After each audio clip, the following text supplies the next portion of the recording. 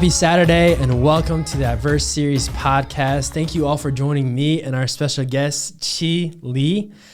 At the Diverse Network, we desire to empower people to grow and create positive change for their community. Through podcasts and networking events, we help people discover minority businesses while helping entrepreneurs discover valuable resources to build authentic relationships with their community. Because we believe that diversity unlocks innovation. So join the network today. Also, if you've been liking the Diverse Series podcast, feel free to hit that subscribe and like button. Lastly, if you think of a question to ask Chih later, drop it in the comments or chat with your email, and he'll personally reach out to you and respond to it. Man, Chih, this is going to be a great time. I'm super excited. Thank you so much for taking the time to join us here today. I'm super excited to kind of jump in and talk about learning to lead and serve helps empower the next generation. I think that's so important, so crucial, especially right now. But really just kind of wanted to go into it. So what has your journey been like going from a young boy in Taiwan to being Chief Operating Officer of Top Consulting in Columbus, Ohio? Thanks, Jordan, for the quick introduction. First of all, thrilled to be here. Thank you for the opportunity for this platform for me to share my journey. I think, my goal and hope ultimately is to demonstrate, my journey so that others can hopefully follow in my footsteps. And, if you put in the hard work, commitment, you too, I guess, can, be in my shoes someday. Yeah. This is not ultimately about Chih's, ultimate success or where I am today.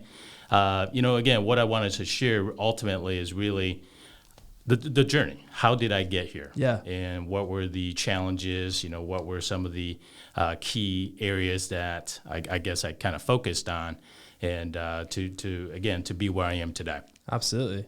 So as far as, again, quick history, as Jordan kind of called out, a little boy from Taiwan. I moved to the United States of America when I was 8 years old. I knew nothing about the United States of America. I just knew that my father was there. Mm-hmm. And, my father was one of those illegal immigrants. I guess today's world would be a little bit tough to be an illegal immigrant in the U.S. And so what he did was, he made a living as a chef. And what he did was every dollar he earned, he would literally send it back home. Wow. To Taiwan, to my family, to my mom, my grandmother, and my brothers, and my sister. And so it was something that I always admired as far as, his sacrifice, to the family and his commitment to the family. I personally never really remember my father until I moved to the United States, which was when I was 8 and a half. So I was so excited, obviously to finally meet the man. Yeah, absolutely. And so what he did in the past was always send photographs, some video recordings, and also audio recordings. That's how I knew my father. Yeah. And so when I first showed up in the U.S., again, I didn't speak any English. I was with my family the whole time, went to school, pretty much just sat in the classroom listening to English being spoken, and I knew nothing. Wow.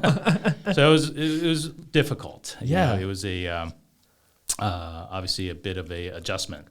I just recall that every single day I would look at the clock, and 2 times during every school day, recess.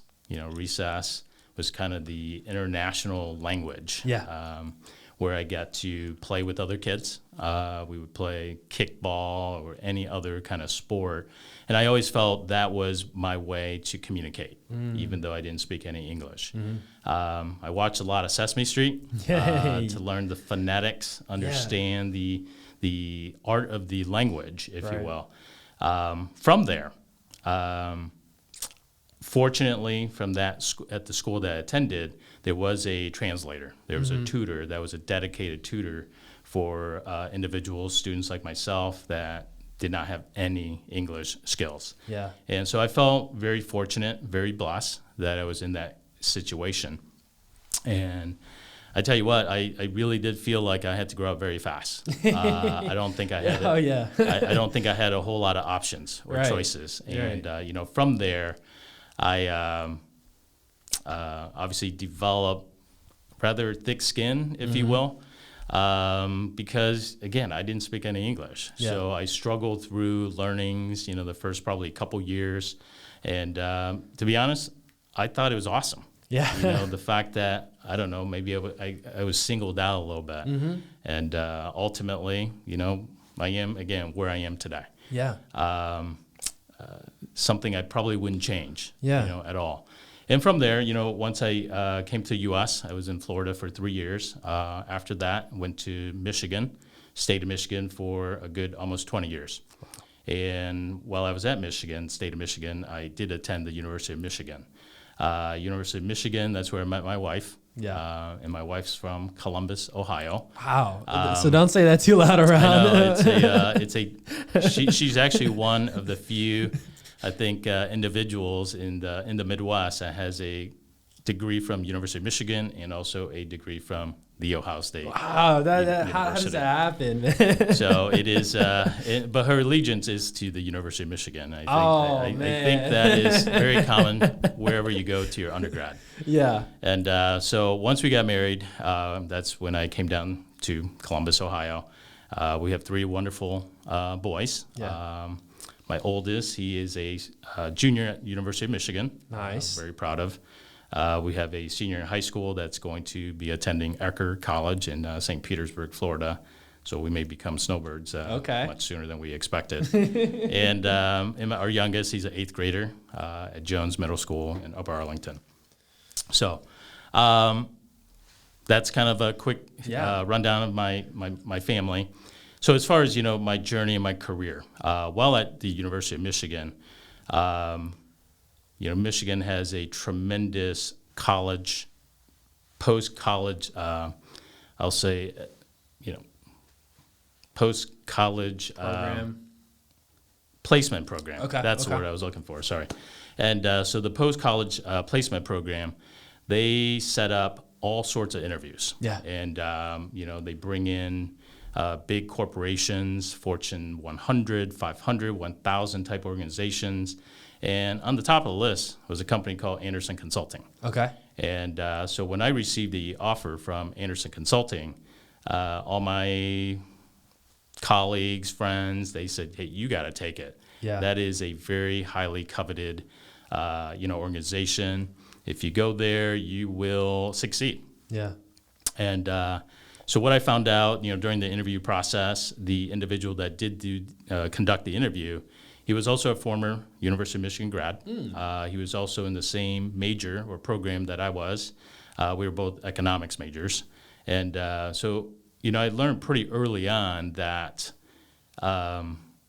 networking is extremely important. Yeah. The other thing I kind of learned early on as well, just throughout the interviewing process, is paying it forward and kind of giving back. Yeah. Again, the associate partner that did the interview with me, he didn't have to do the interview, but he wanted to. He was also at a point in his career that he wanted to help his alma mater. He wanted to continue to be involved. And it was something he mentioned, again, this is obviously many years ago now, that's why he does it. Yeah. And so...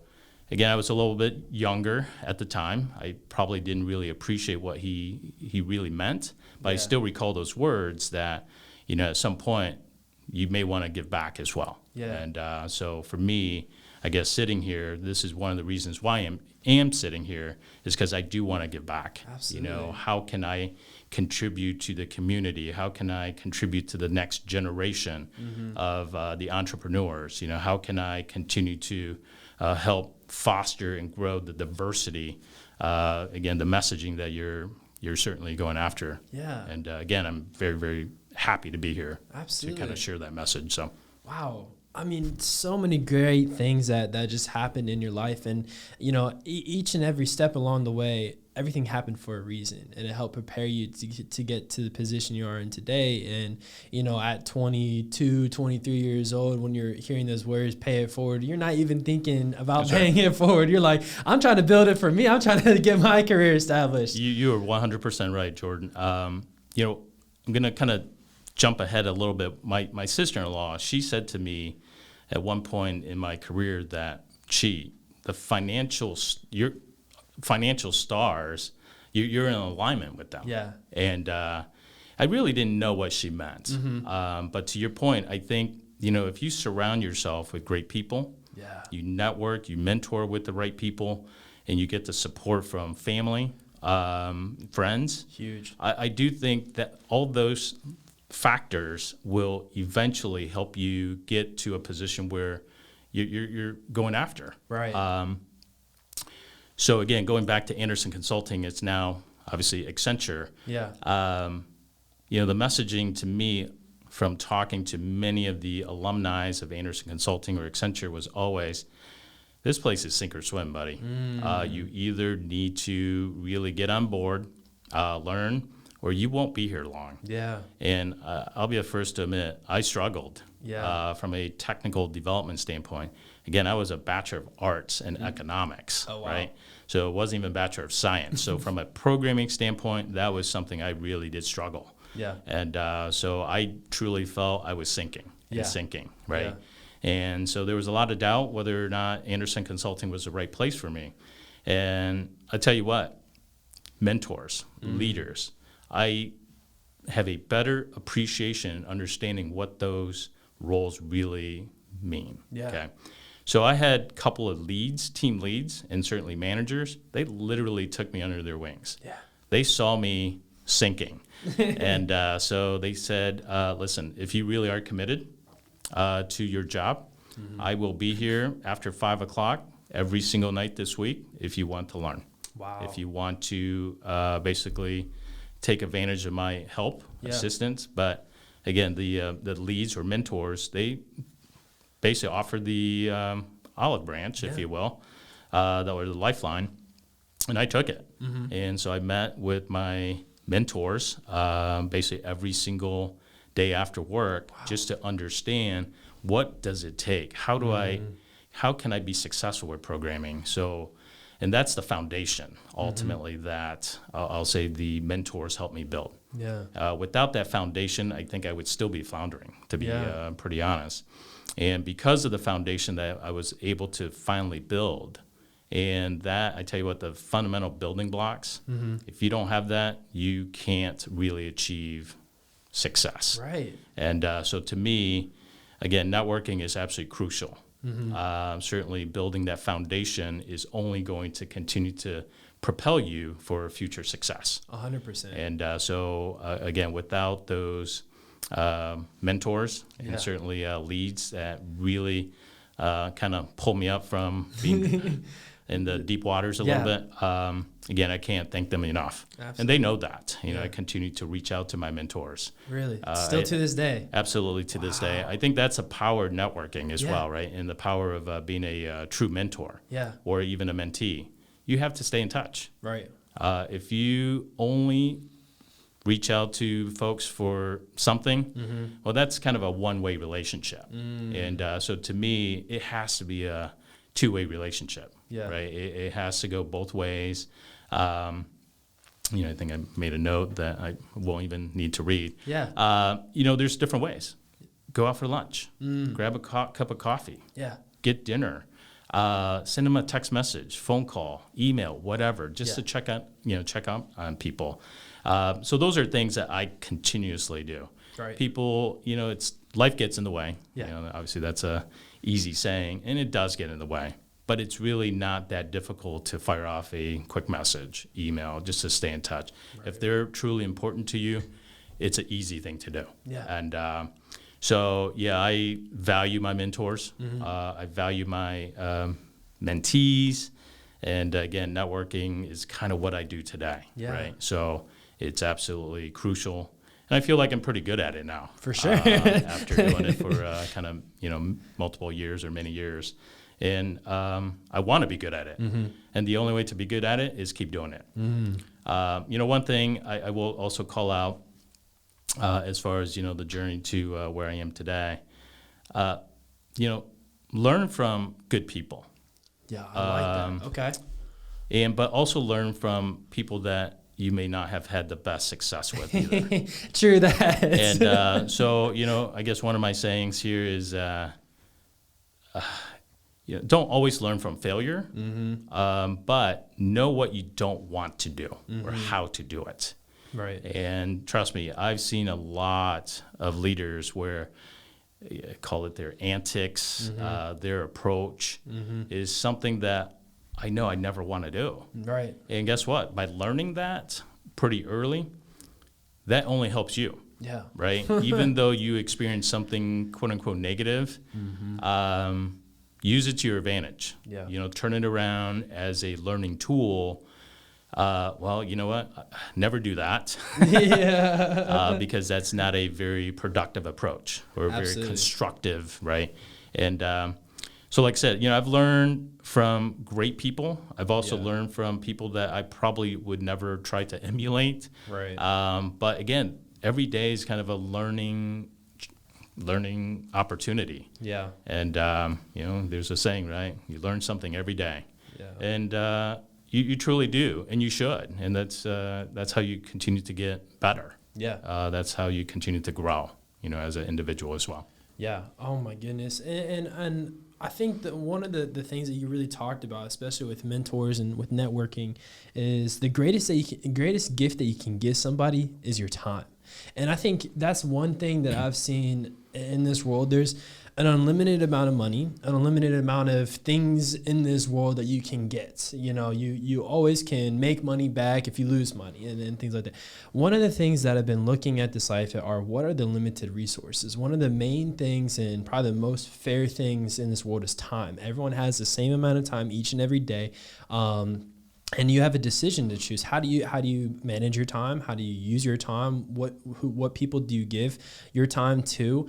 Also, and seeing that the greatest gift you can give somebody is your time, I valued those moments that you talk about, just reaching out and how important and crucial communication is, right? And prioritizing communication to everybody in your life that's important, your inner circle, the network that you're building to say, hey, how are you doing? How are you feeling? How's your week going? Just a message like that's something you can kind of go around with, or even being like, hey, do you have time to get some coffee or some lunch or some dinner? And I always bond through food. That's something that my dad definitely gave to me. He loves cooking. He loves we always tell him that his love language is through food. So and I definitely get that. Like anytime that we go to a great restaurant and get to have great conversation, and how much that is kind of embedded into the Asian culture as well. Like there's a lot of things that we do, especially as a family, that evolves around food or sitting around the kitchen table. 100%. Again, my parents are chefs. Yeah. They owned Chinese restaurants. Okay. And so, another saying, there's two types of people in the world. One that lives to eat, and the other is eat to live. I am definitely one that lives to eat. I appreciate food. I appreciate great food. And certainly my parents probably spoiled me. Yeah. And so, everything we do as a family, my personal immediate family, it's all around the kitchen. Yeah. Right? It's all about the food. And to me, food is also kind of the international language where everyone congregates and it gets people talking, gets people excited. Good food. Yes. And I guess people talk about bad food as well. So I completely understand what you're saying. And so as far as time. Yeah. Time commitment is tough, and I'm at a point in my career, I feel extremely blessed. Yeah. And so I make time. You have to make time to provide to people that need it. Yeah.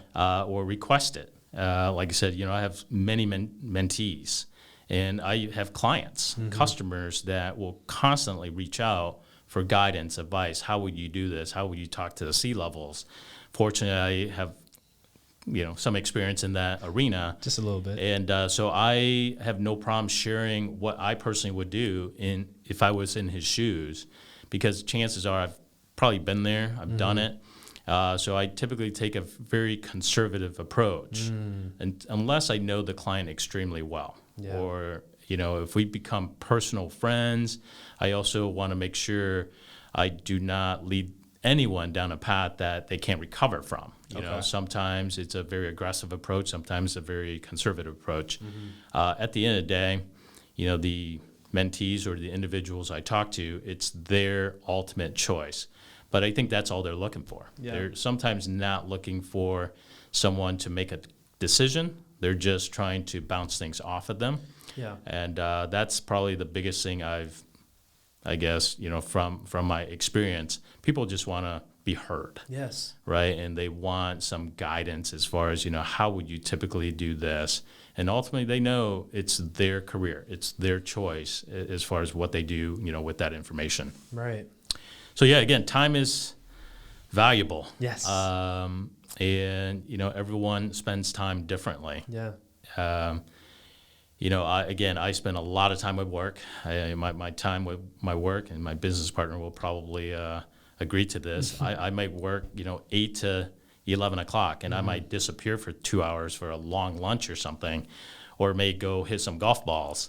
But she also knows I will be working after 5 p.m. And so that's part of the responsibility of being a co-owner of Top Consulting.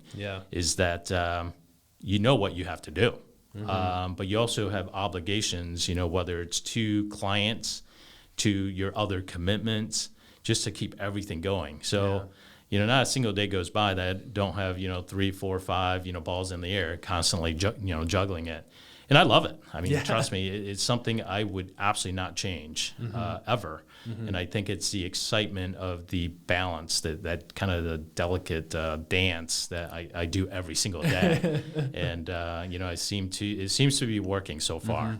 And so hopefully I don't fall down anytime soon. Yeah, no, and I see you being just a trusted advisor, right? No matter whatever you do, it's so important to just be trusted in your relationships. And I always tell people, trust is the first thing you have to earn. Like with everybody, you cannot do anything in this world, anything in this life, if you don't build trust first. That's a part of the foundation, is building that trust. Then you can establish a relationship. Once you establish that relationship, and even you talked about Top Consulting, that was a main part of your business model, right? It is focusing on relationships and how important that is. We'll get that into a little bit later as far as how that helped you navigate Armageddon, navigate COVID, that's right. Right, the pandemic, and how that made you even more successful afterwards. But one thing I kind of, you touched on it a little bit, the food and your parents, and we talked about what has made the most significant impact in your career that has helped put you in the position you are today.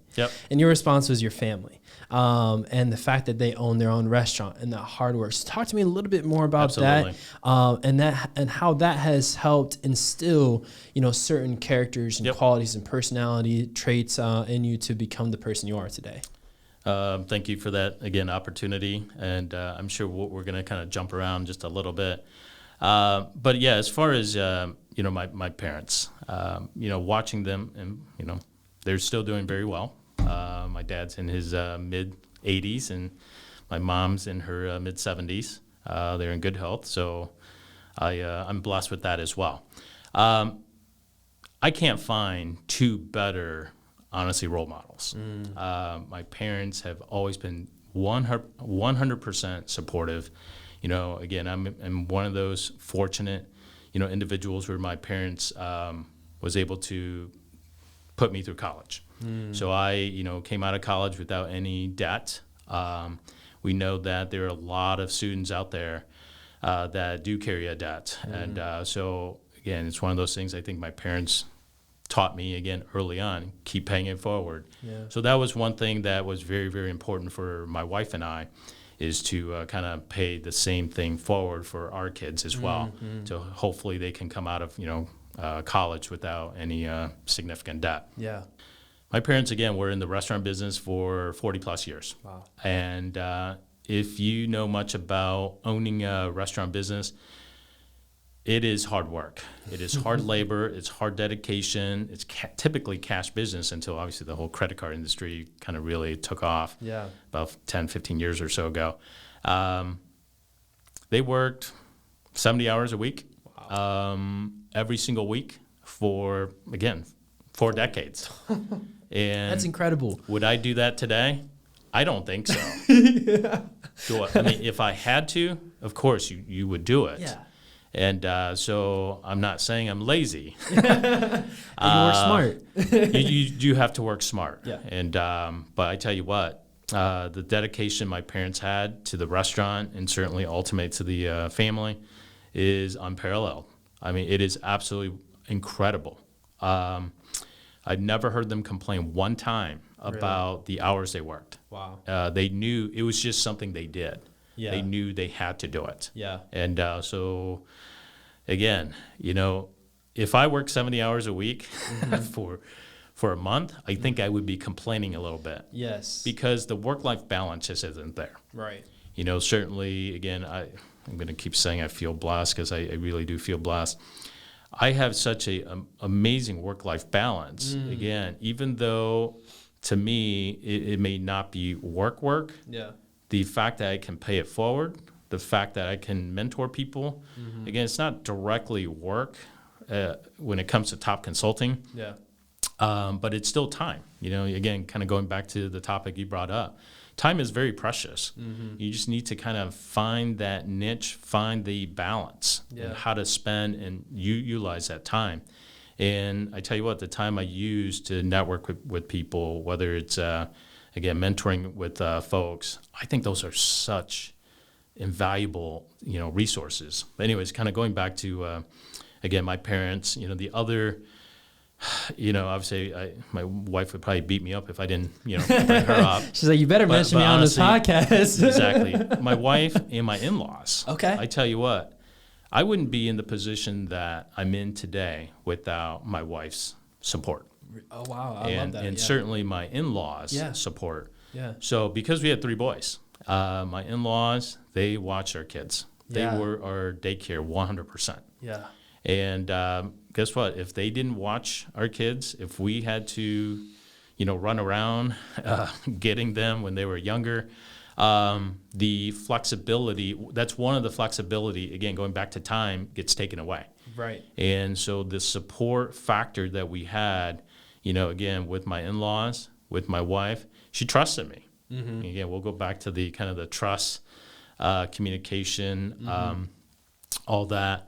The relationship, again, my wife trusted my decisions. Yeah. And, to be honest, there were a few times that I was like, am I making the right decision? And I think I shared with you, before a scenario where I quit a job. Yeah. Almost on the spot. I kind of want to hear that story. I did. Okay. I'll go into detail. I won't. I'll try not to obviously name names. Right. So I was a program manager at a Fortune 500 organization, and I went and talked to the leader of the organization, the CIO.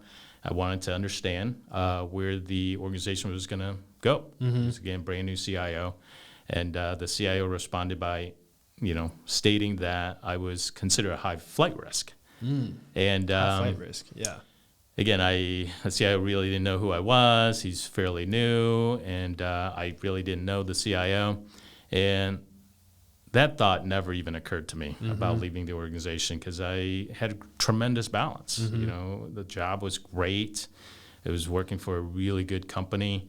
So I asked the question again. I was like, hey, that's not what I asked. I'd just like to understand, where are you going strategically with the organization? Because I'd like to understand, whether it's next week, 2 years from now, what are some of the exciting transformational strategic efforts? Where are we going, right? Exactly. Kind of understanding his thought process, his strategy. And he said the same thing. He said, you're identified as a very high flight risk. And so I thought about it for maybe 10 seconds.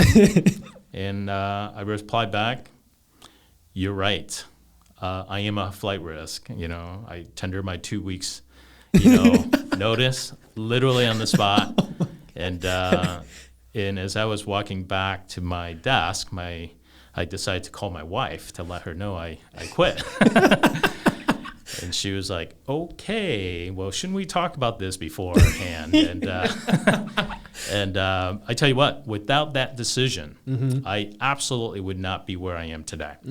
So, life works in different ways. Right. I think you made a comment to that effect earlier, in this podcast. And that's one of those situations where, you kind of learn from sometimes great people and sometimes people you just don't maybe get along with, or maybe not want to be aligned with, right? And I think that was one of those cases where I'm not saying the individual was a awful person. It was just not something I expected, right? And so I felt a change was needed. Rather rash, probably decision at the time, but again, I'm a very confident individual. Pretty well networked individual. So, I share with my wife that I have no doubt, I'll get a job pretty quickly. Right. Again, this is not being overly confident. I just knew the market, certainly knew a lot of mentors that if I needed to find another job quickly, I probably could. Right. Well, the next day I had a job offer. Wow. And I didn't even, look for it. So bottom line, again, the financial stars are kind of aligned, right? According to my sister-in-law. And I tell you what, that move really kind of propelled my career. Yeah. In many ways. So right after that, and honestly, there's no way I would have made that decision without my wife. And there's no way I would have made that decision ultimately without my in-laws support from my kids' standpoint. Right. Because if I needed to spend more time at home, the flexibility, again, that was afforded due to my wife and my in-laws was unbelievable. Right. So the third set of people I do want to make sure I'm going to call out and recognize as part of this overall journey is Bruce and Liz Carpenter. Bruce and Liz, Liz is the founder of Top Consulting. And so I've crossed paths with Liz from other engagements in the past. And, I always felt that Liz and I had so much in common in terms of our approach, customer-centric, how to deal with employees. And I just felt, wow, almost like a mirror image, which is kind of scary. Yeah. But we truly did have so much in common in terms of how to execute from a business strategic standpoint. And so, after I'd left the one job, Liz, Bruce, and myself, we ended up partnering together. Yeah. And I tell you what, it's been almost 15 years, and Top Consulting has continued to grow. And I think those are, some of the things that we'll probably touch upon in a little bit. But what we have built, collectively together is something remarkable. And to me, Top Consulting, again, Liz is the founder. And so we're a, woman's own organization. But the team, if you literally put them in a lineup, we can't be more diverse. Yeah. In the diversity that we have as part of Top Consulting, boy, we can compete against anyone. And the experience and the knowledge that every single one of our resources bring to the table, I think that's what makes Top Consulting so unique, number one, and so powerful. What we can kind of bring to the table. The diverse mindset that everyone has, it really, really does build this incredible culture that Top Consulting has. And, you talked about honesty, right? Relationship, honesty, hard work. I mean, there's so many different other factors that you can kind of throw in there. To me, that's what ultimately fosters success. In many ways, especially with our clients. Yeah. From our client perspective, they trust us, because we're honest. We have tremendous people. And, guess what? At the end of the day, if our resources don't I guess, hold up their end of the bargain, they have one neck to choke. That's and we're completely fine with that because that's the trust we have with our people. Right. There's no way we're going to put anyone that's not going to be successful, to any client site or any kind of job. And that's one great thing that Liz and I, again, provide to every single one of our team members is they have 100% of our support and backing. And because, I consulted for over 20 plus years and so has Liz, we also been there and done it. So anytime any resources have any concerns or issues, how should I do this? Can you proofread, document? We are more than happy to do it. Right. Because at the end of the day, we also have another saying is that we want it to be truly a win-win-win situation. We want it to be successful for the consultant. We want it to be extremely successful for the customer. Yeah. And guess what? When that happens, it's a success for Top Consulting. Right. So again, we want to make sure it's truly a win-win-win situation. And again, I want to make sure kind of call out, Liz and Bruce. Without certainly the partnership that we have with them, I personally have with them, I wouldn't be here today either. So that's awesome. Well, big shout out to them, all of them. I mean, it's so cool just to look and reflect at our life and the different moments that we experience in life and the different directions and the ability that we have to adapt to our environment. And we've been talking about, the success equation, E plus R equals O. Your events that happen plus your response to the events will give you your outcome.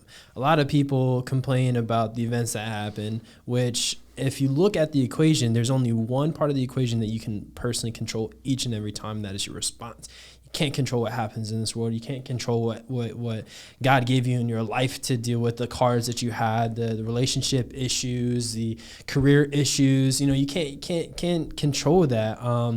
And it's all about how you respond. And you can't control who the new CIO was, but you could you control how you responded to him and his challenge to you. It's like, all right, well, you know what? You're right. I'm high flight risk and I'm going to be on my own. And I definitely relate to you on that as far as like my previous experiences is like, I feel like I had it made. I was living the corporate life. It was my first job right out of college. I was working downtown.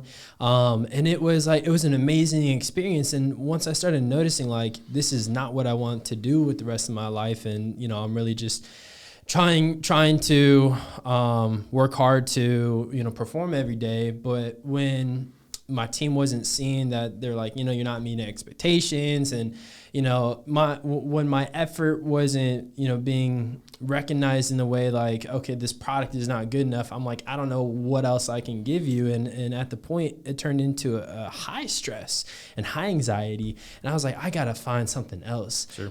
This is in the middle of a pandemic too. So I quit my job. Like I quit my job. I did have a job offer, which ended up falling through, which is okay. It all led me to where I am today.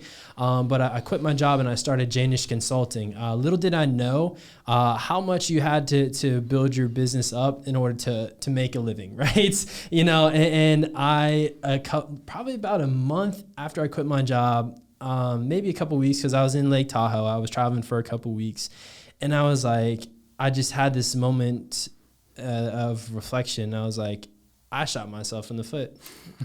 I just quit my job in the middle of the pandemic, and this job, I had a feeling the job was going to fall through, and I have no income. I have no way to make money. And this is probably the hardest time to try to get a job, and who am I going to reach out to? But like you had that confidence, like there's going to be something that's going to find out.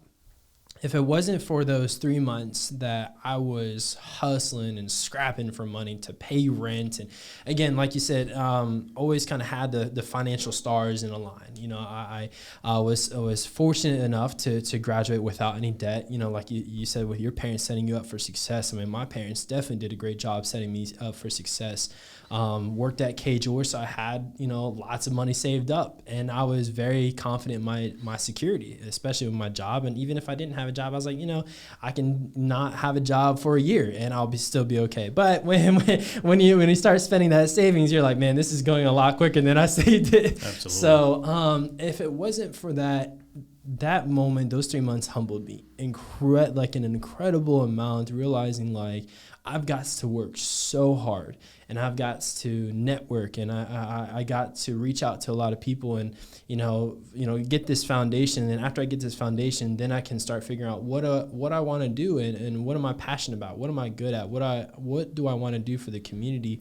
And that's what I love about your journey with Top Consulting, and then just your mentality as far as being a mentor and trusted advisor and building relationships. So talking about building the culture and building your business model around relationships. And I love how you say win, win, win, and then you put Top Consulting as the last one, because if it wasn't for the first 2 wins, you wouldn't have a win. That's right. And so it's always prioritizing your clients and your consultants first. I think so. Those 3 aspects are so crucial. So talk to me. What was it like experiencing the COVID shutdown as an executive of a consulting firm, and how did you and your company respond? Yeah, so I'm sure everyone struggled when COVID really hit the United States. Probably March 2020. Everyone will probably always remember when COVID hit. We had no idea. This is obviously, we're just being very, very candid here. We had no idea what COVID was going to do to not just Top Consulting, but to the world. To the United States. It really seemed like Armageddon. I know you mentioned that word earlier, because that's kind of how it felt. It felt like everything was crumbling. And once it really started to perpetuate COVID all over the state, certainly all over the country, obviously started in New York, was hit pretty hard. Our clients started to shut down. They started to let a lot of consultants go. And again, that's part of the whole Armageddon. We just did not know. Yeah, uncertainty. So the partners, again, Liz and Bruce, we got together every single day. We don't normally talk every single day as a partners, but during COVID, we did. Yeah. We needed to have some resemblance of a plan. Because I tell you what, everyone was cobbling up a plan because there was so little information that's out there. And so we thought the worst, we hoped for the best. And so we, as a group, pulled all of our employees together, explained to the employees exactly what we knew, what the clients were doing. Budget was being shut down. And some budget was going to continue for, obviously, critical initiatives that was already ongoing. So we had consultants that were laid off. We had budget that was cut rather than, say, year-long type contracts. It became 2-week-long contracts or 3-month-long contracts for those more critical initiatives. So as you know, running a business, the P&L no longer looked very good, and or at least the forecast did not look very good. Right. And so again, we pulled our heads together. One commitment that the partners made was to our employees. We knew the customers had to do what they had to do, just because of, again, they probably also did not know what no one had a crystal ball. Right. And so what is it going to look like 3 months from now? Is this thing going to continue to spike? Is it going to taper off?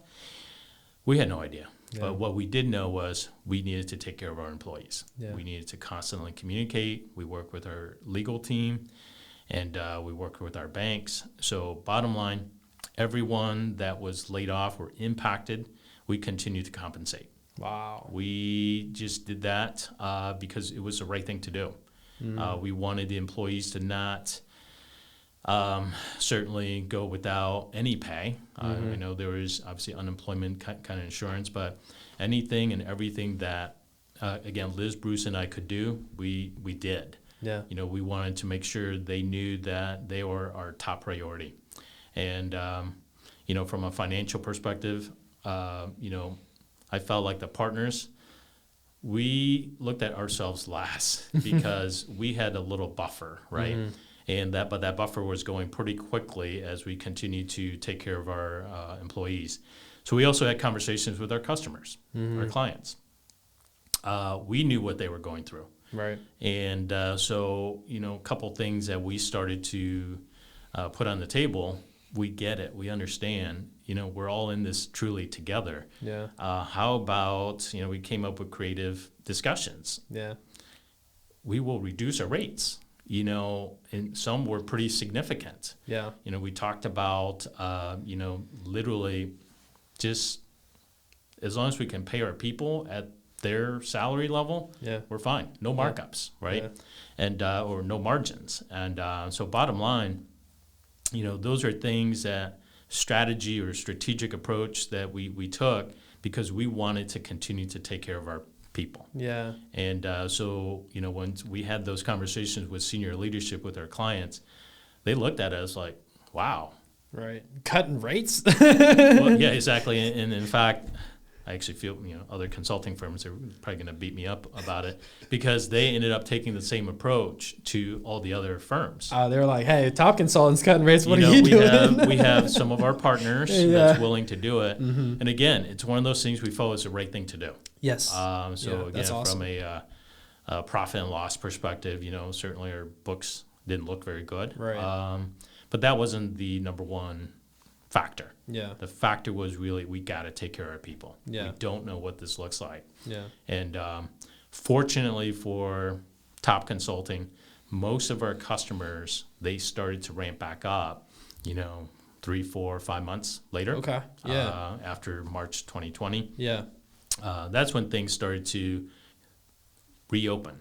Right. Budgets started to flow again. Yeah. And but guess what? A lot of our customers, they wanted to maintain that rate discount, as they called it, COVID discount. The COVID discount. So, at the end of the day, we felt it was still the right thing to do. Yeah. Let's continue to take care of our people, 100%. Our employees. Let's continue to take care of the clients. Yeah. Again, eventually, top consulting will come back as well, as long as the first two are taken care of. Right. Again, going back to the win-win-win scenario discussion, I tell you what, strategically, would we do anything different? Absolutely not. Wow. I felt like it was the right thing to do. Yeah. And, again, at that time, we really were not thinking about what the bottom line was. Yeah. We really started to look at it from a true individual perspective. Right. Because, we do not want them to be suffering from a, lack of financial impact that you might have experienced for 3 months. Yeah. It's not fun. It's not fun. And not only that, but like the millions of people out there that experience, unemployment, gosh. And I know like we've been talking about this subject as far as, not putting your entire life's value and worth into your career, which will help you when you, face unemployment and, you face identity issues when that happens and confidence issues. I mean, I felt it all, so I've been there, even though I wasn't part of that round of furloughed and unemployed people. Like I said, I felt like I was voluntarily unemployed. So, but I definitely, that's so awesome that you went above and beyond. And looking back at the decisions that you had made over the past year, and you say that you would 100% do it again, shows tremendous character and just reputation for who you are as a person, for what you represent for top consulting, for what top consulting represents to the community and what you guys do for your employees. I mean, that's unprecedented. So that's I just want to make sure, it's not me. Right. Exclusively, right? Like I said, that's the other major reason that, Bruce and Liz Carpenter, that we're partners. Yeah. We share the same beliefs. Yeah. And, go as far as, some of the executive team members, they took no pay.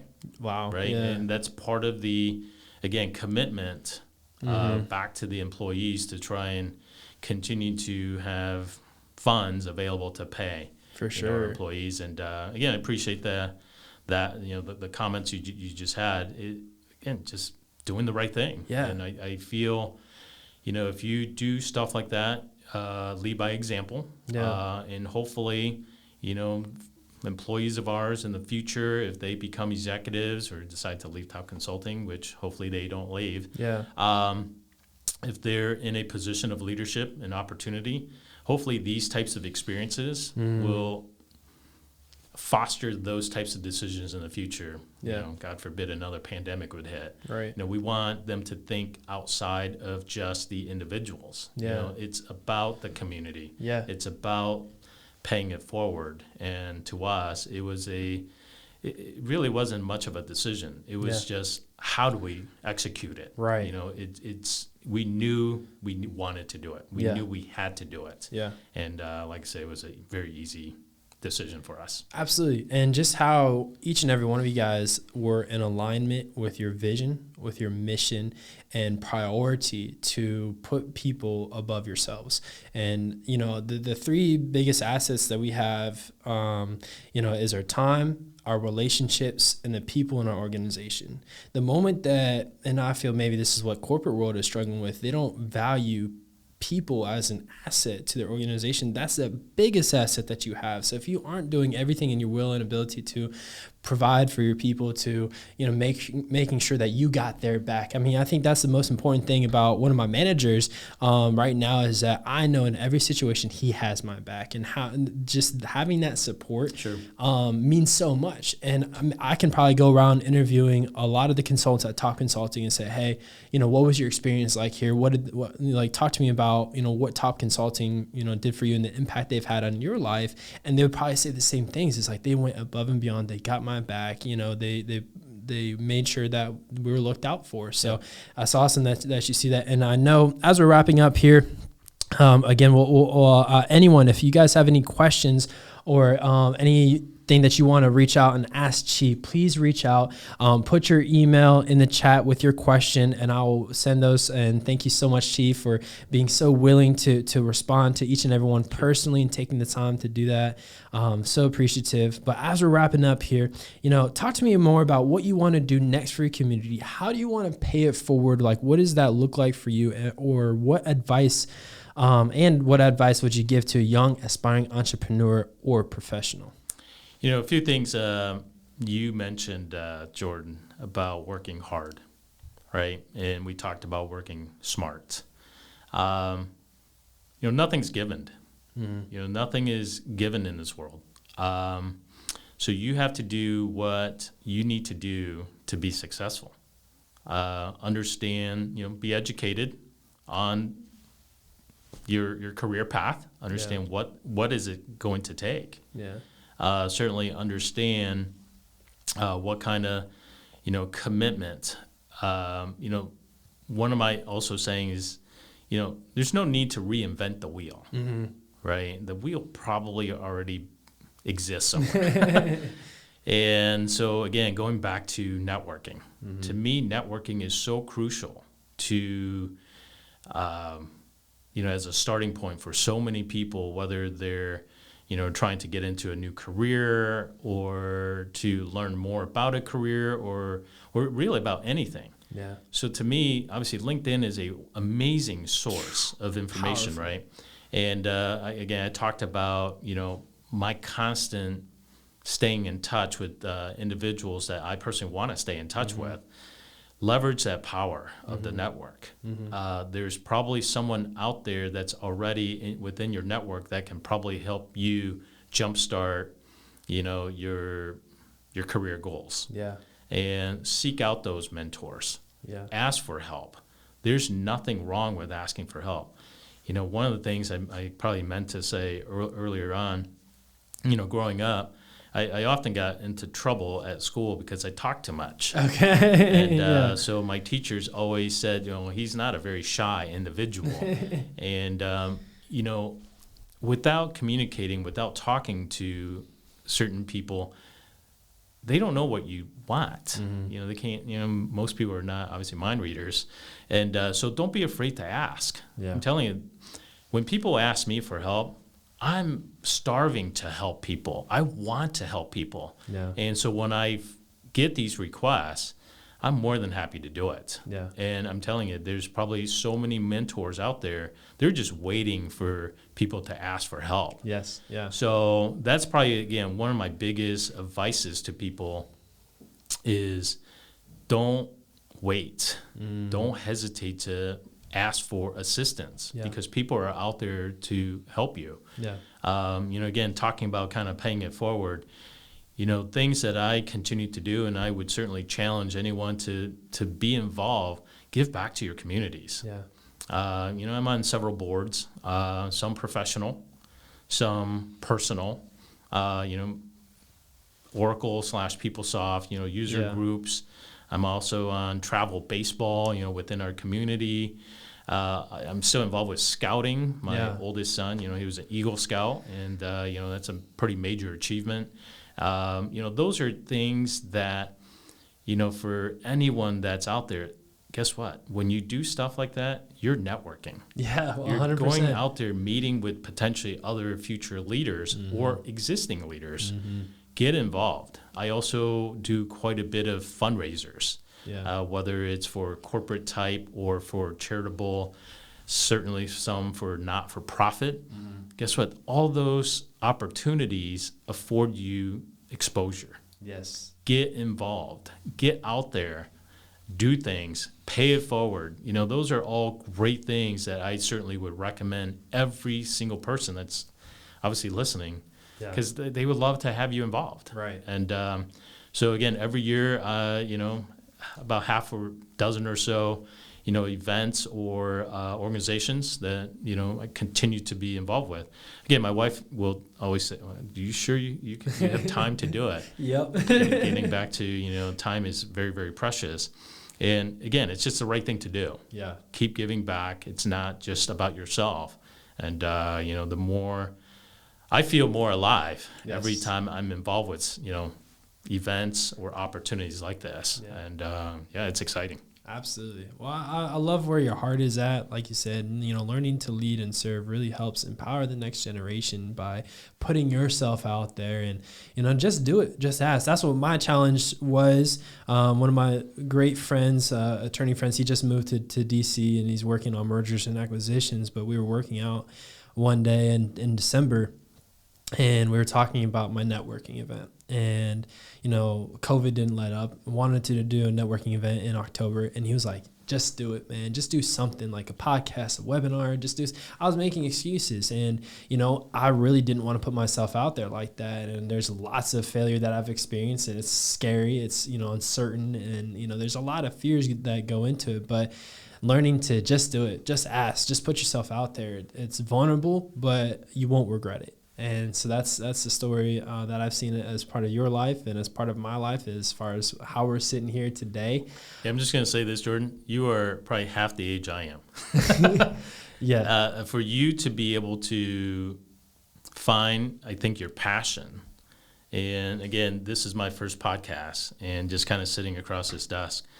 You're very good at what you're doing, right? And I think the ability to bring these messages out. You have a kind of a natural gift in enlightening your audience with your approach.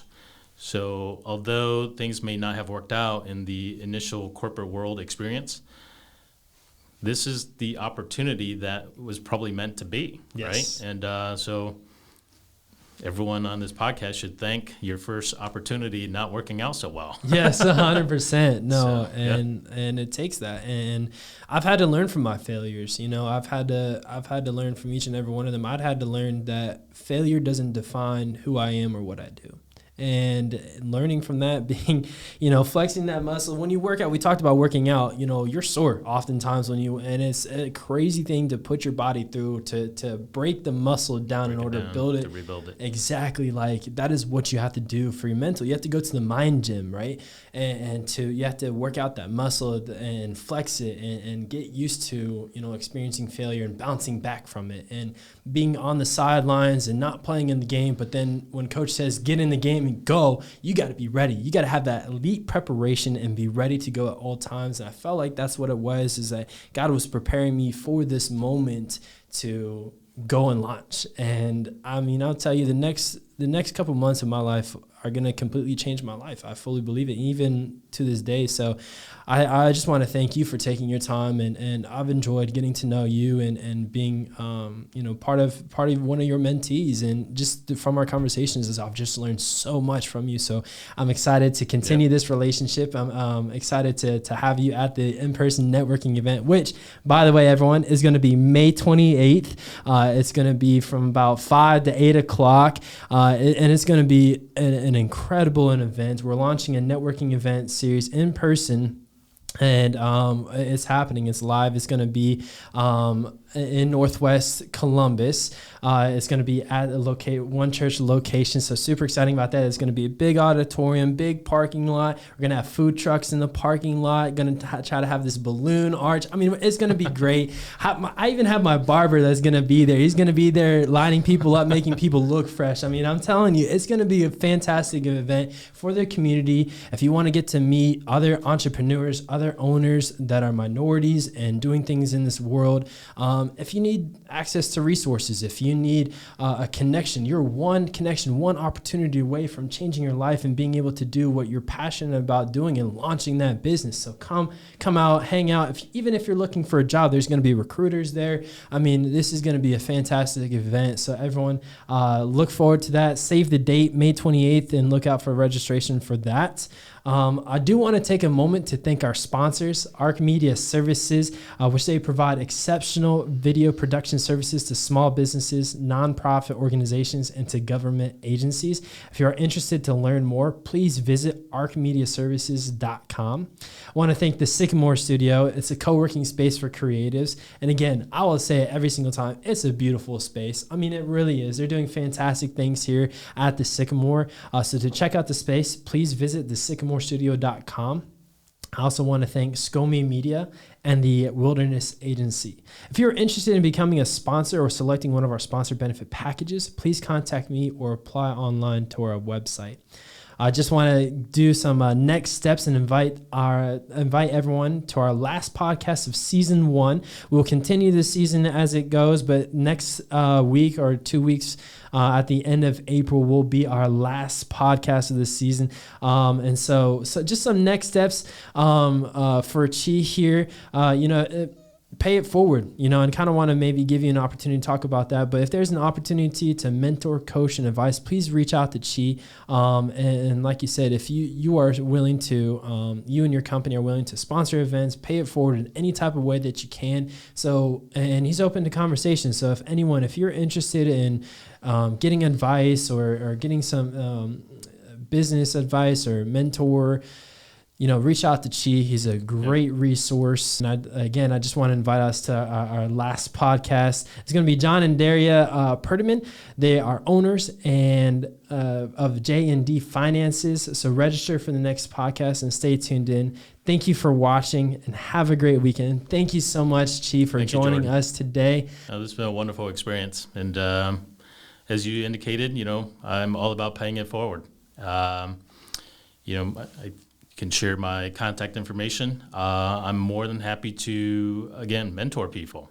Again, I'm at a point in my career where I think it's the right thing to do, and it's the exciting thing to do. Absolutely. So, look forward to the challenge. Absolutely. So, yes, we'll reach out to Chih and visit his website. Go ahead and give out your contact information and website so people can contact you. Yeah, so it's www.topconsultinginc.com, so you can reach me there. And my email address is chihl@topconsultinginc.com. Awesome. Thank you so much for watching, everyone. Have a great weekend. Bye.